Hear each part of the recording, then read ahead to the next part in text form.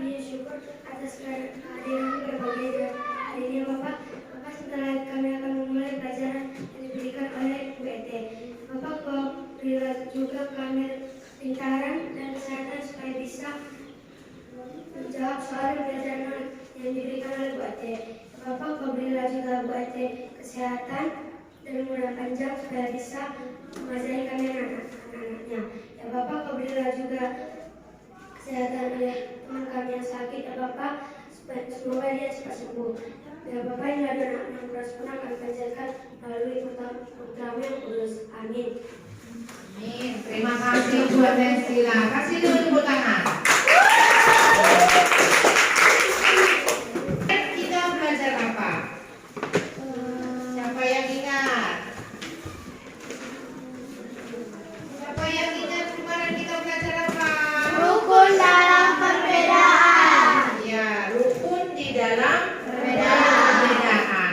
Hari ini mau kita lanjut tema 2, persatuan dalam perbedaan. Subtema 3, bersatu kita teguh. Nah, sebelum itu seperti biasa kita mengadakan kegiatan apa?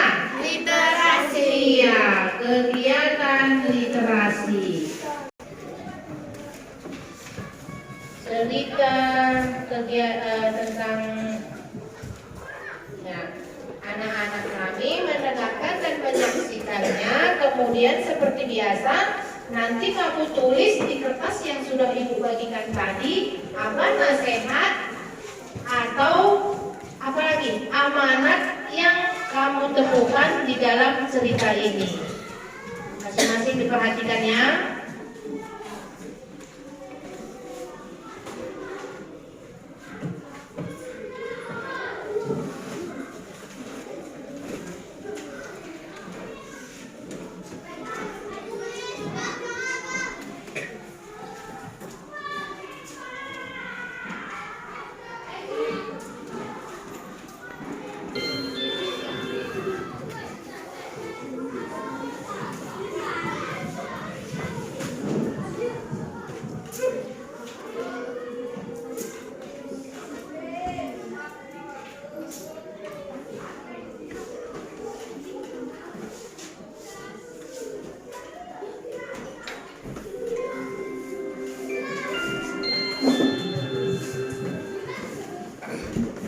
Singa dan si tikus. Pada suatu hari hiduplah seekor singa yang menguasai hutan. Suatu hari setelah makan, si singa tertidur di bawah suatu pohon. Seekor tikus kecil melihatnya dan berpikir akan menyenangkan untuk bermain di atasnya. Dia mulai berlari naik turun si singa yang sedang tidur. Dia berlari naik ekornya dan meluncur melalui ekornya.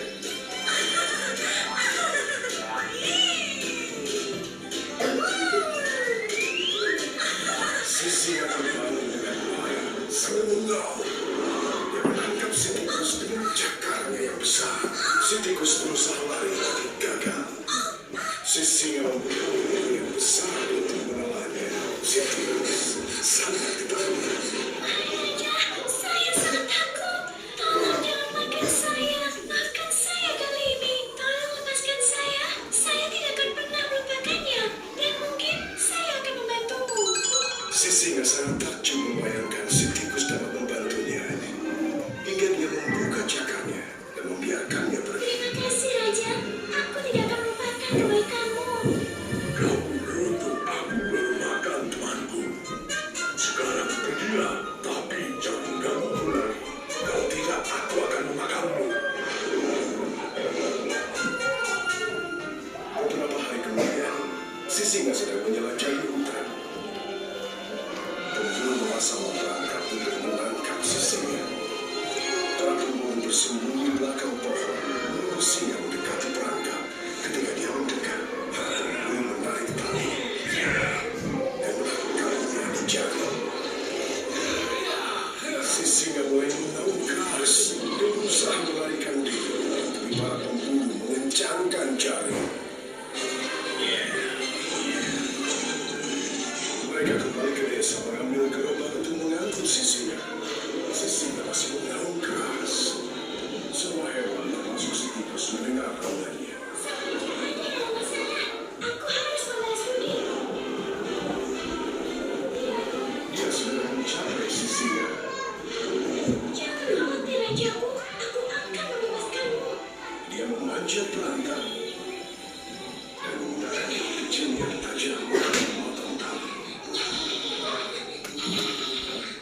Tikus kecil bisa sangat membantu. Terima kasih, tikus. Aku tidak akan pernah mengganggumu lagi. Hiduplah dengan bahagia di hutanku. Kamu menyelamatkan hidup raja. Sekarang, kamu adalah pangeran hutan ini. Terima kasih, Raja. Dan sampai ketemu lagi. Kemana kamu pergi? Apa kamu tak ingin bermain dan meluncur menuruti ekormu?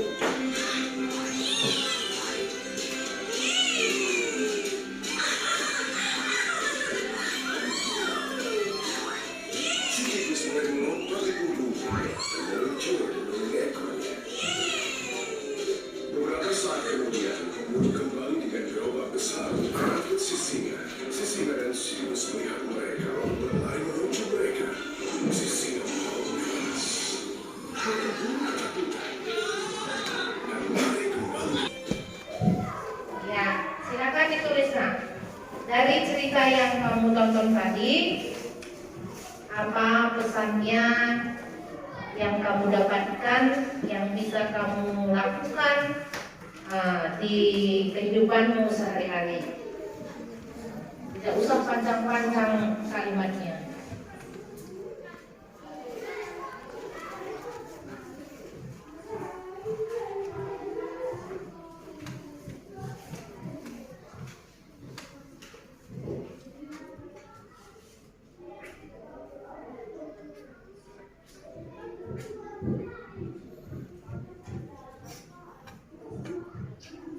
Oke, sudah ya? Nah, kita lanjutkan.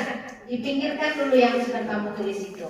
Kita lanjutkan ke pelajaran selanjutnya. Ya, tadi kita mau belajar tentang apa tadi? Bersatu kita teguh. Ya, bersatu kita teguh itu adalah salah satu semboyan bangsa Indonesia. Sering kamu dengarkan? Sering. Lawannya apa? Bersatu kita teguh, lawannya bercerai kita runtuh. Nah, Agustus yang lalu kita sudah merayakan hari ulang tahun kemerdekaan yang keberapa? Yang ke-77. Nah, kemerdekaan itu bisa diraih karena tadi semboyannya bersatu kita teguh. Nah, kita lanjut dulu.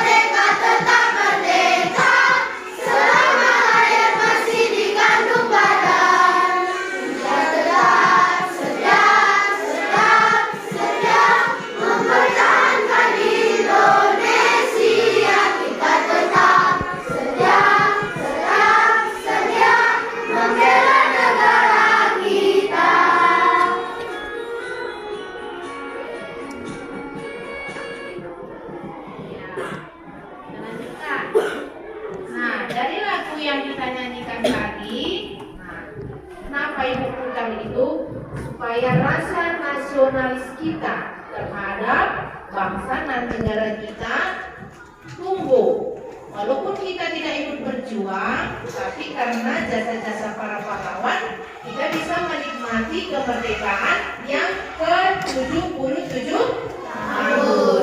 Bisa merdeka itu tadi karena apa? Bersatu kita teguh. Baik. Nah, pembelajaran kita kali ini temanya tentang persatuan dan kesatuan. Di buku tematik kita ada naskah proklamasi, kemudian nanti ada kata baku dan tidak baku, kemudian manfaat tumbuhan dan hewan. Tuh, untuk pembelajaran hari ini. Kita lanjutkan. Ibu mau ambilkan gambar. Coba, yuk ini. Amati gambar yang ada. Itu dia gambarnya. Silakan si Kesia maju dulu ke depan. Kesia.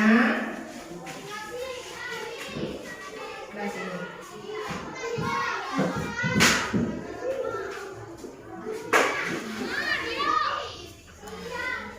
Jadi perhatikan gambarnya, Kesia. Sudah. Gambar apa yang kamu amati? Orang yang sedang Orang yang berkelahi. sedang berkelahi. Ya, betul ya? Itu adalah gambar beberapa orang yang sedang berkelahi. Kira-kira Kesia tahu siapa dalangnya di dalam perkelahian itu? Warga masyarakat. Kemudian di mana kira-kira lokasi terjadinya?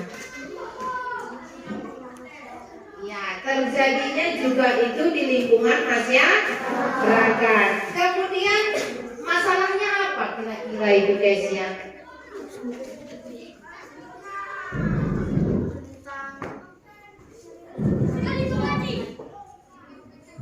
Maksudnya masalah sehingga terjadi pertengkaran itu disebabkan karena apa?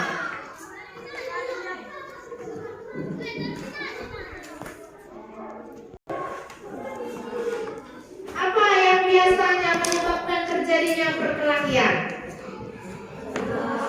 Sudah pasti terjadi kesalahpahaman. Iya, itu. Kemudian apa sanksinya? Atau hukumannya jika kamu berkelahi, misalnya di sekolah atau di dalam kelas, hukumannya kira-kira kita berikan apa yang diberikan oleh Bapak dan Ibu guru? Iya, disuruh apa?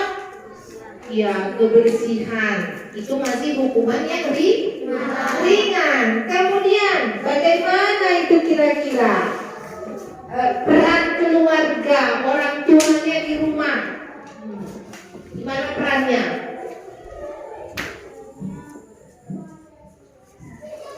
Ada yang tahu? Bantu jawab si Kesia. Aku jangan berantem di sekolah, kata mamanya sama bapaknya. Rupanya datang anaknya selalu berantem di sekolah. Nah, itu salah satu contoh yang bukan mencerminkan sikap persatuan dan kesatuan. Silakan duduk, Kesia. Tepuk tangan dulu buat Kesia. Ya. Jadi inilah yang merusak sikap persatuan dan kesatuan. Dilanjutkan lagi, ada gambar lagi selanjutnya. Ya. Coba amati juga gambar ini. Siapa yang mau bersedia tampil ke depan, silakan. Ayo, yang laki-laki sekali. Ebit, silakan Ebit.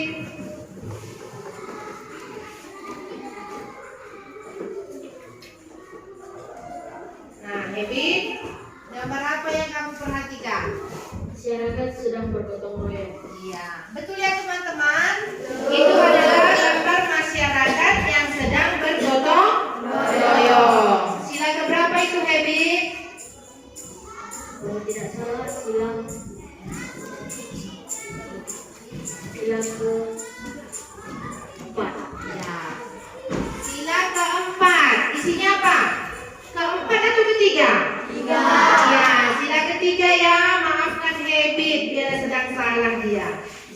ketiga bunyinya Persatuan Indonesia. iya, Persatuan Indonesia. Silakan duduk. Tepuk tangan buat Habib.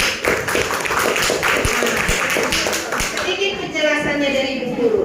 Nah, itu adalah kegiatan kerja bakti atau gotong royong. Inilah contoh sikap yang patut kita contoh.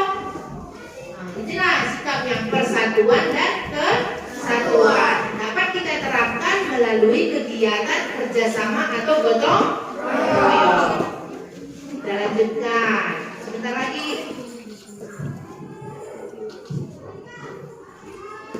Nah, ini ada sebuah cerita. Ini kan berulang juga ya. Nanti tanya juga kamu dari cerita ini.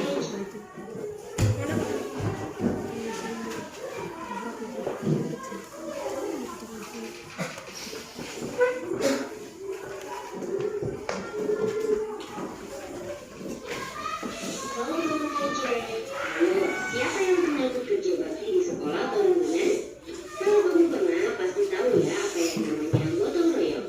Gotong artinya bekerja dan royong artinya bersama-sama. Iya betul, gotong royong adalah berkegiatan bersama dengan sukarela supaya pekerjaan lebih lancar, mudah, dan ringan. Gotong royong ini sikap yang penting dan dipunyai kita semua sebagai bangsa Indonesia. Saking pentingnya gotong royong sudah tertuang dalam Pancasila Pilar 3 yaitu Persatuan Indonesia. Tidak heran karena gotong royong adalah warisan kepribadian bangsa yang sudah melekat kuat dalam kehidupan sehari-hari masyarakat Indonesia. Dan, khusus untuk para pelajar, gotong royong termasuk dalam salah satu profil belajar Pancasila nih. Namun, apa ya manfaat melakukan gotong royong? Ada 3 percakapan yang bisa kamu kembangkan dengan sikap gotong royong. Pertama, kolaborasi. Kamu jadi terbiasa kolaborasi atau bekerja sama dengan orang lain untuk menyelesaikan suatu pekerjaan. Ketika kolaborasi dengan orang lain, kamu jadi mengasah kemampuan komunikasi dan berorganisasi.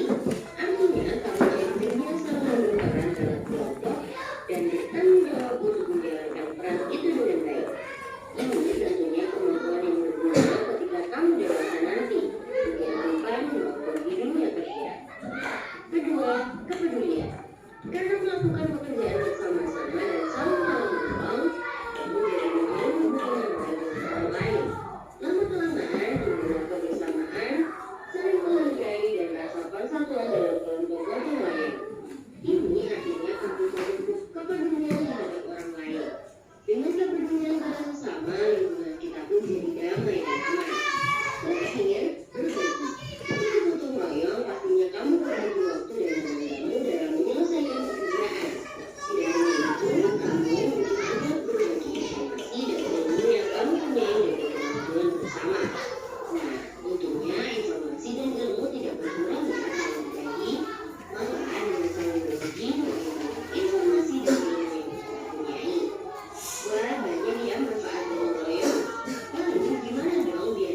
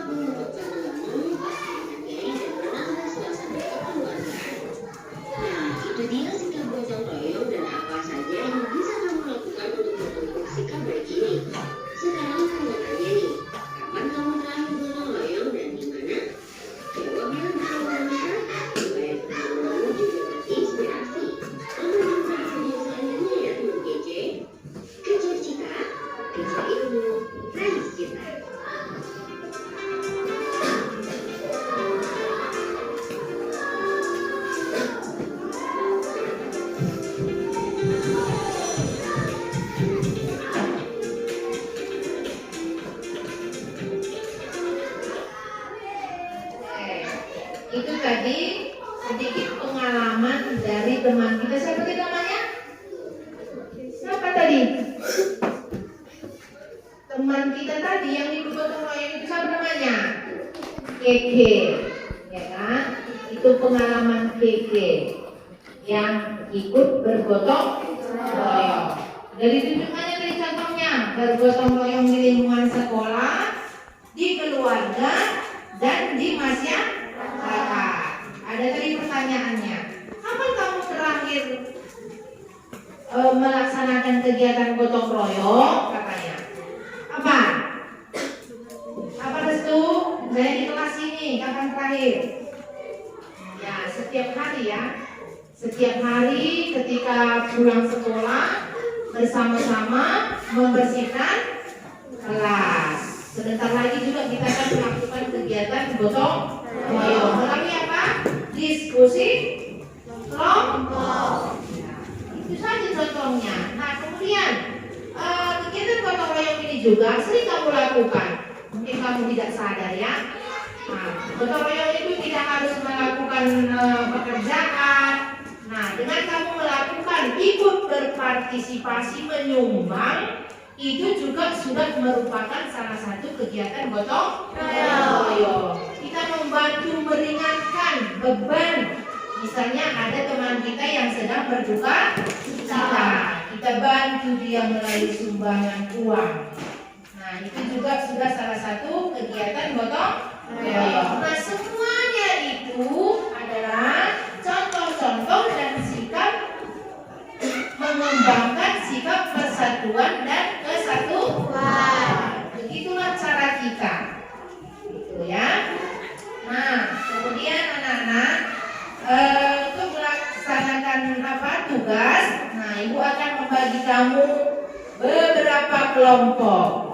Ya, ayo mulai dari restu hitung. 1, 2, 4, 5, 2, 3, 4, 5, 1, 2, 3, 4, 5, 1, 2, 3, 4, 5, 1, 2, 3, 4, 5. Iya. Jadi ibu bagi kamu 5 kelompok. Yang urutan dari nomor 1 silakan masuk ke kelompok 1. Yo, segera. Nomor 2 kelompok 2, nomor 3 kelompok 3. Ya, kelompok 1 di sini. Kelompok 1 di sini. Kelompok 2, 3, 4, 5. Yo. Kalau bisa ada yel-yelnya. Kelompok 1. Yes. Kelompok 1. Kelompok 2. 3. 4.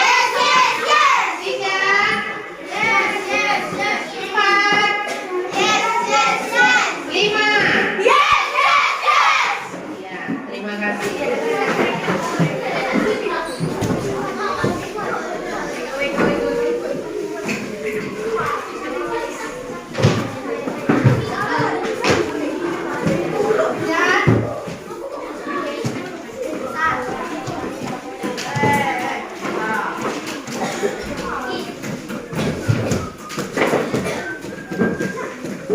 Ini gambar tugasnya.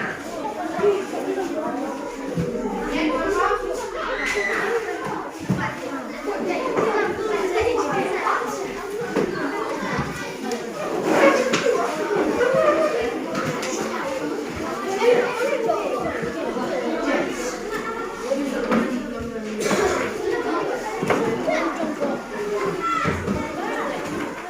Tugasnya ada di papan tulis, ibu bacakan.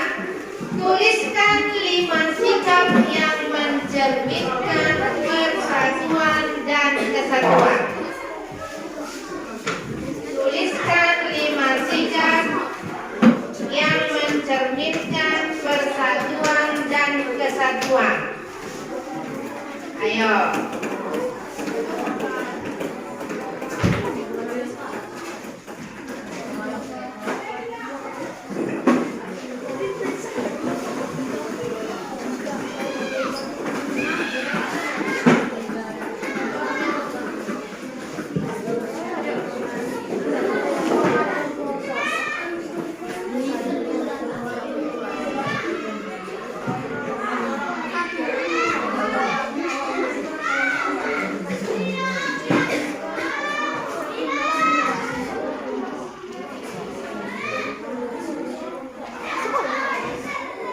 Ya,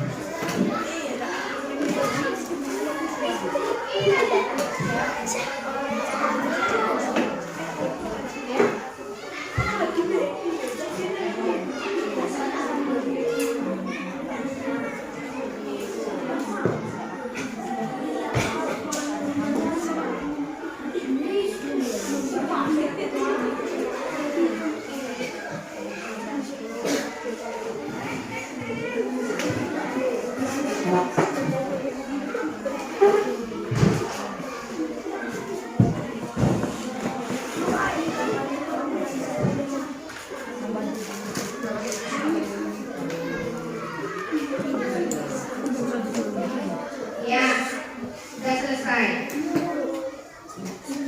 Sudah selesai kan? Ikut hanya satu kelompok.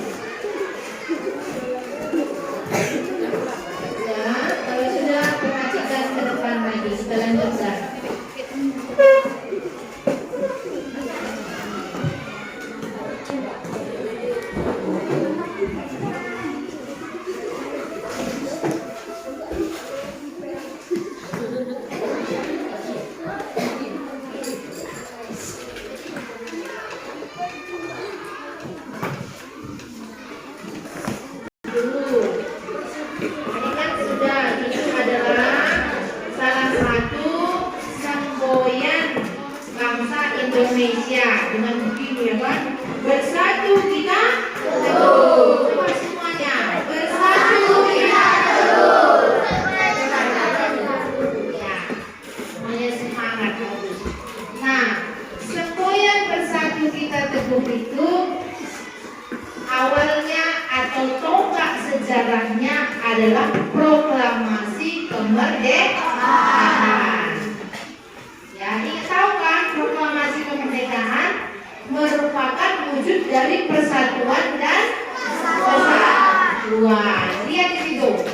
Nah, keteguhan hati dalam mewujudkan persatuan dapat dicontoh dari seorang pemuda katanya. Nah, di sini kita akan mengetahui siapa sebenarnya pemuda itu. Ya, pemuda di masa proklamasi kemerdekaan.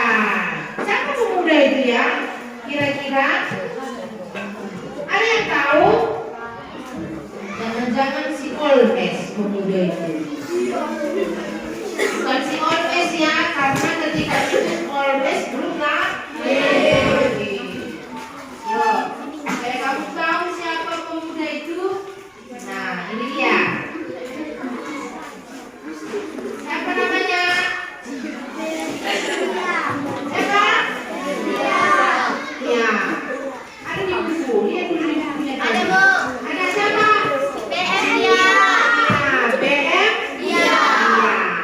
Atau kepanjangan namanya Bapak Burhanuddin Muhammad Dia. Ini namanya BM Dia. Disingkat menjadi BM Dia. Coba baca dulu ke depan. Si Restu. Si Restu ini mau ibu suruh membacakannya dulu. Burhanuddin Muhammad Dia adalah seorang tokoh isu kemerdekaan diplomat dan usaha bangsa Indonesia. Salah satu peranan tokoh wartawan Burhanuddin Muhammadiyah dalam peristiwa setelah proklamasi kemerdekaan adalah menyelamatkan naskah proklamasi. Selain dikenal sebagai wartawan yang menyelamatkan naskah proklamasi, BM Dia juga berjasa dalam menyebarkan berita kemerdekaan di pelosok Indonesia. Iya. Itu jadi bapak tokoh pemuda di masa kemerdekaan. Siapa bapak itu? Apa pekerjaannya? Seorang tokoh pers, pejuang kemerdekaan, kemudian diplomat dan pengusaha Indonesia. Coba lagi lihat di bukunya. Di bukunya ada BM Dia dan naskah asli proklamasi.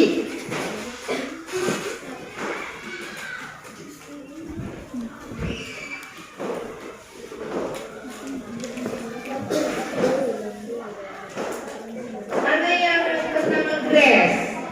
Mana Grace? Ini Grace. Ini Grace. Cepat. Dari mana caranya Grace? Ini Grace. Teman-teman yang lain mengikuti. BM Dia dan naskah asli proklamasi.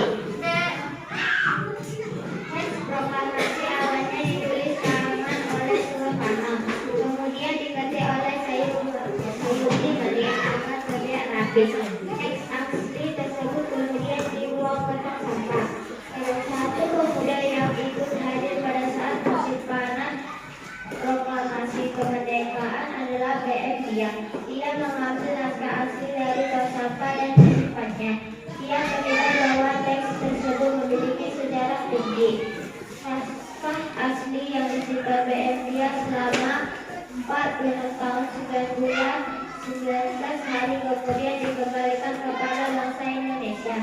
Dia membawa naskah asli proklamasi kemerdekaan RI pada Selasa pagi 19 Mei 1942. Itu kembali disimpan oleh Arsip Nasional atas anjuran Soeharto. Keputusan BM Dia untuk menyimpan naskah asli sangat tepat. Seluruh bangsa Indonesia sampai sekarang dapat menikmati naskah asli proklamasi dan belajar banyak dari kejadian saat itu. Terima kasih Grace. BM Dia dan naskah asli proklamasi. Ya, ini dia. Apa beda tulisannya? Yang mana yang asli? Tulisan mana yang asli? Iya, kiri. Nampak tulisan tangannya kan? Ini adalah naskah asli yang ditulis oleh Bapak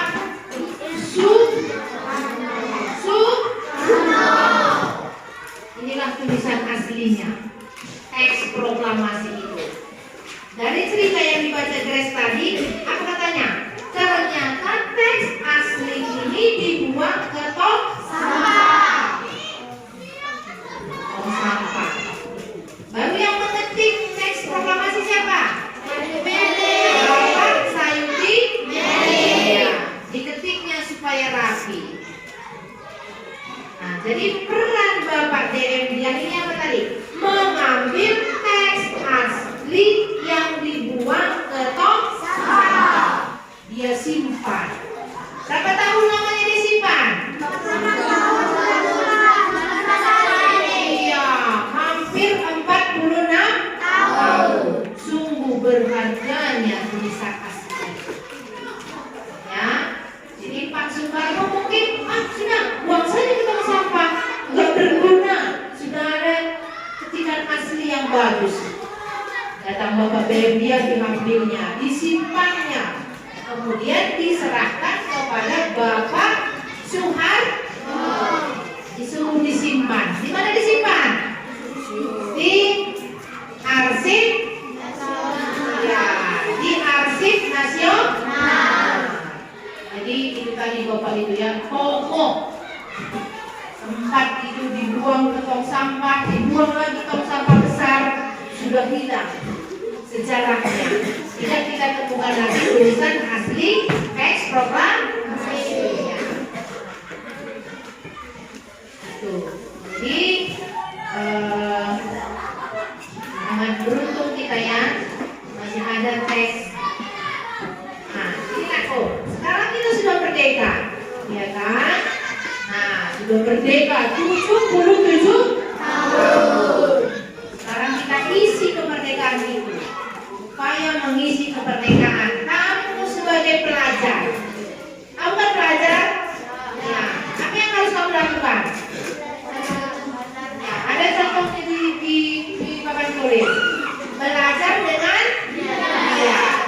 Begitu cara kamu mengisi kemerdekaan. Belajarlah dengan dia. Jangan nanti datang penjajah baru, penjajah modern. Dijajahnya kita kembali. Ya, lihat dengan belajar. Kemudian melakukan hal-hal yang positif. Nah, contohnya, kamu punya bakat apa itu? Ya, si Restu punya bakat menyanyi. Kembangkan menyanyimu itu. Kamu Alves? Oh, si Alves juga menyanyi katanya. Bagus. Bernyanyi, kalau kalian nanti buat grup trio, ya kan? Satu kelompok buat grup trio. Ya, lanjutkanlah ke dalam diskusinya. Bagikan kembali.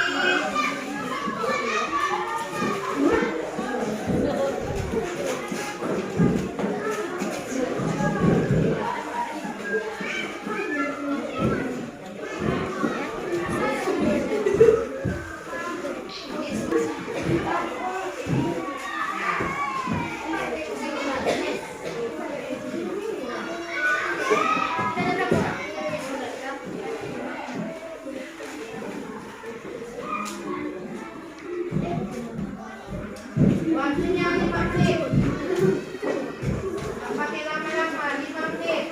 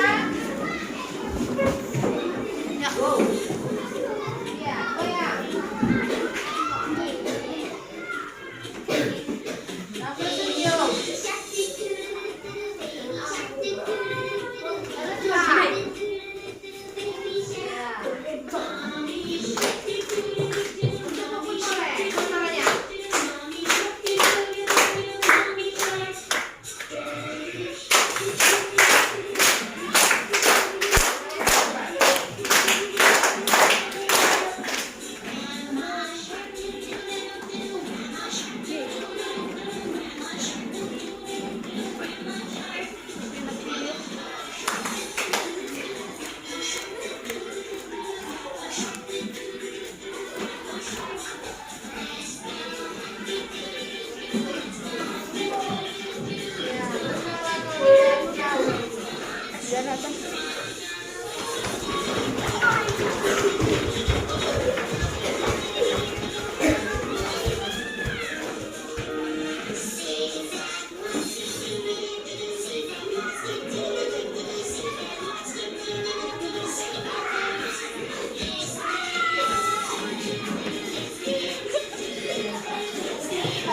bagus goyangannya nanti lagi ya.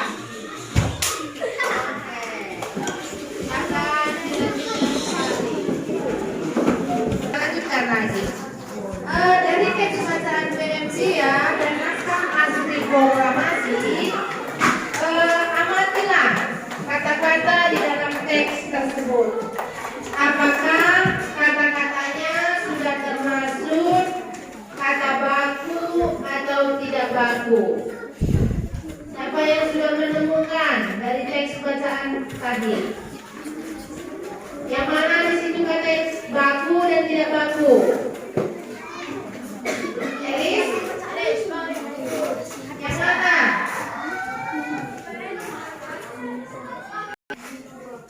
Yang tidak baku dulu yuk.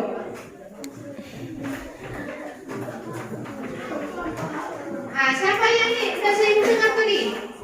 Kata apa? Tong? Iya, tong sampah. Siapa tadi itu? Siapa? Dompa. Oh, tepuk tangan buat Dompa.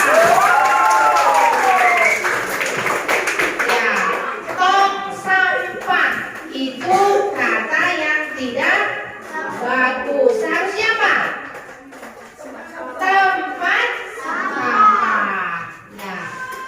Perhatikan ke depan. Seperti apa sebenarnya kata baku dan tidak baku itu? Nah, ini dia.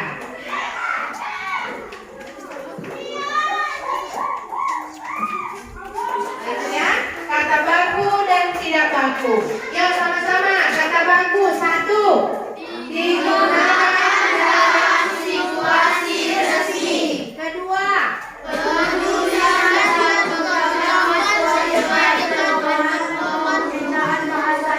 Ya, tidak baku. 2.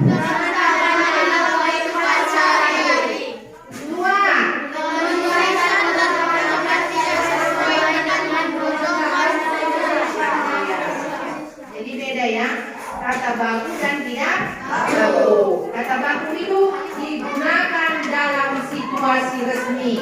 Contohnya apa? Di mana? Contohnya di mana kita gunakan kata baku? Di perkantoran, sekolah, acara resmi. Contohnya upacara hari kemerdekaan. Nah, di situ kita menggunakan kata yang baku. Kata tidak baku di pergaulan sehari-hari. Kamu gunakan sering apa? Kata-kata kepo. Apalagi? Anjir. Slepeu. Anjir. Alay. Anjay. Itu semua kata yang tidak baku.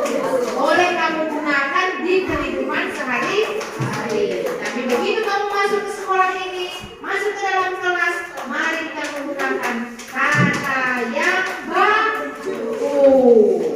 Seperti apa contoh kata yang baku?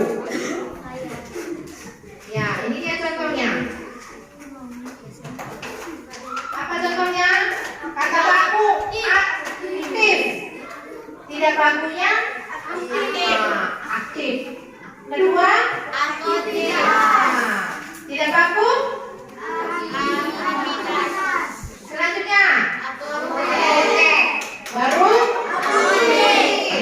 bawahnya analisis.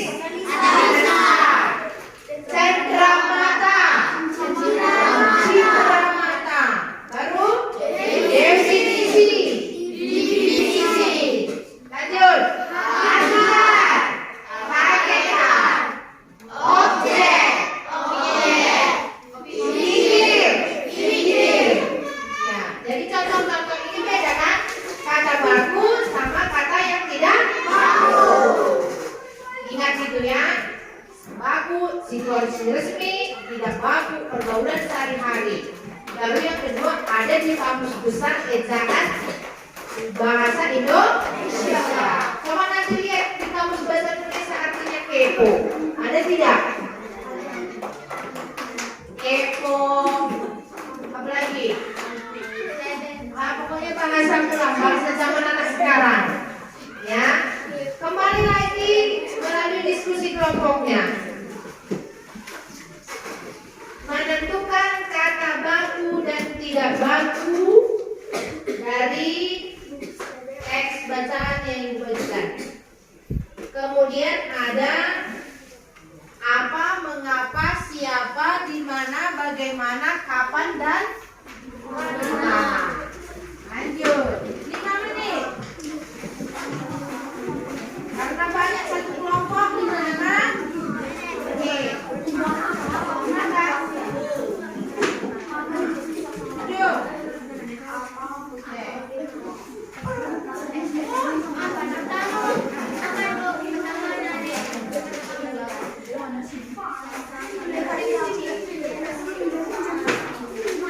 Lihat yang nomor 2, teks yang ibu bagikan tadi, ada kamu disuruh mencari kata yang tidak baku.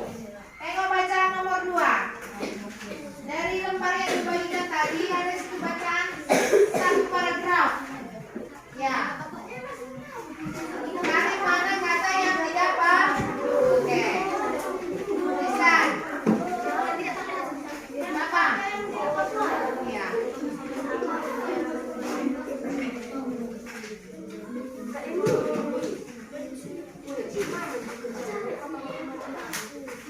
Cari kata yang tidak baku, kemudian kamu perbaiki menjadi kalimat yang baku.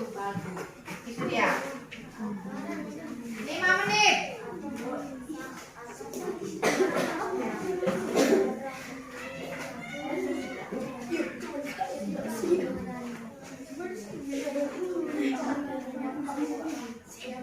Cari kata yang tidak baku dari teks yang nomor 2, kemudian perbaiki kalimatnya itu. Perbaiki kalimatnya. Sehingga nanti kalimat itu menjadi kalimat semuanya kata-katanya menggunakan kata baku.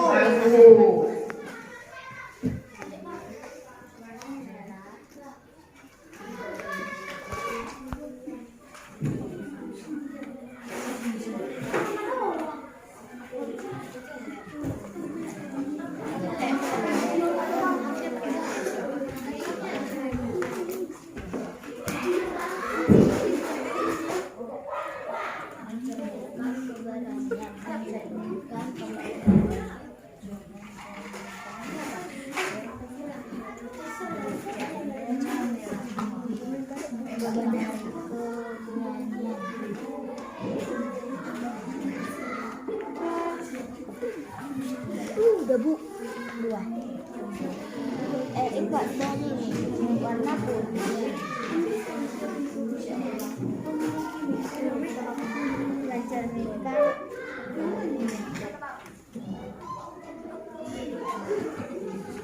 Ya, sudah siap ya? Belajar nikah. Sudah siap.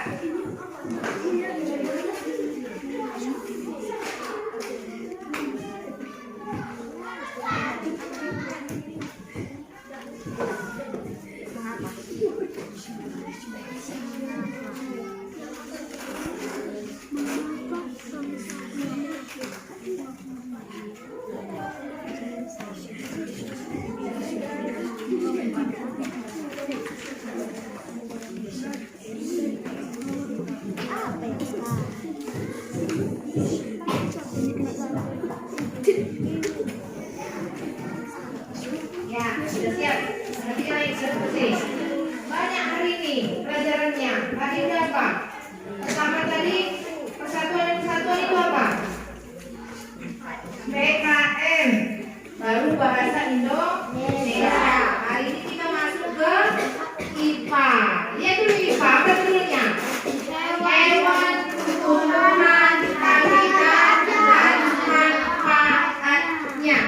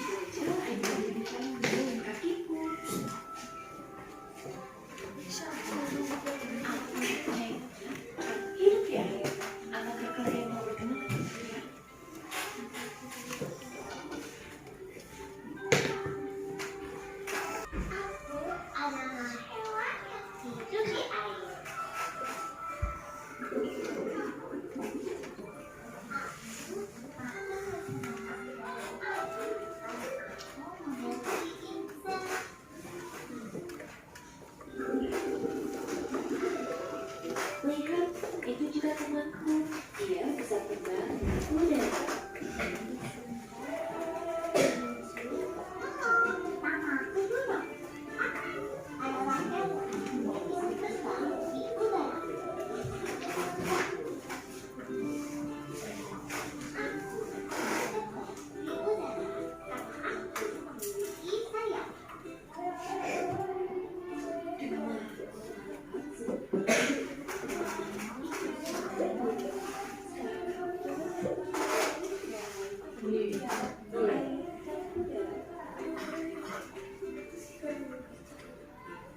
Ya, itu tadi ya singkat hewan dan tumbuhan serta habitatnya.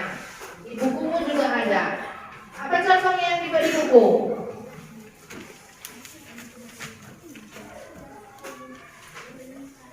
Apa? Beluntas adalah tumbuhan semua. Coba habitatnya di mana itu? Di daerah kering. Di daerah kering tanah keras dan berbatu. Iya, di daerah kering, tanah keras dan berbatu. Yang kedua, Ibu kasih contohnya. Ada yang apa ini? Keong Ya, sawah. keong sawah. Nah, habitatnya?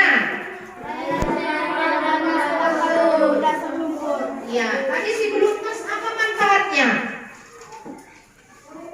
Beluntas tadi manfaatnya apa bagi manusia?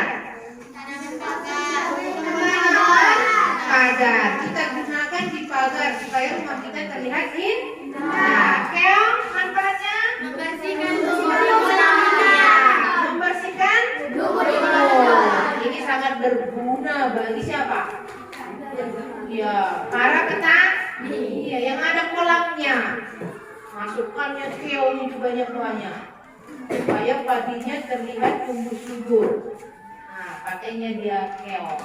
Nah, gambar selanjutnya apa nih? Cacing. Di mana cacing habitatnya?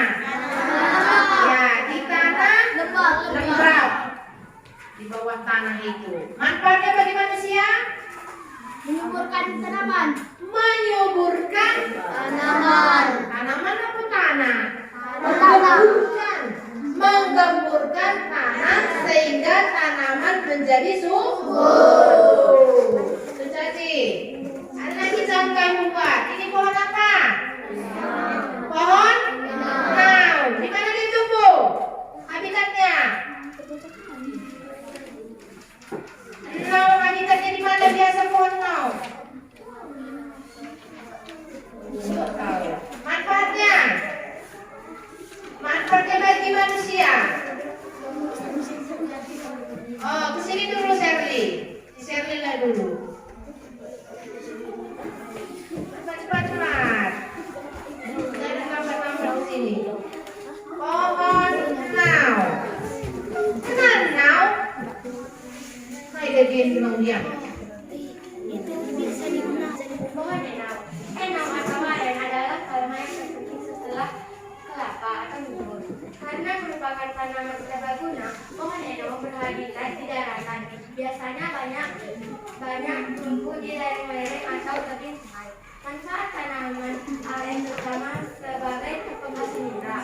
Mineral merupakan bahan minuman, gula, cuka, dan alkohol. Selain itu, aren juga menghasilkan hijau, seperti yang dapat diperoleh dari buah untuk makanan penyegar atau kolang-kaling, daun muda sebagai pembungkus makanan, dan gula aren serta daun buah sebagai asap. Ya, terima kasih buat Sherly. Tepuk tangan dulu. Nah, pohon nau ini tahu Mira? Tahu. Dari bahasa Corona kai.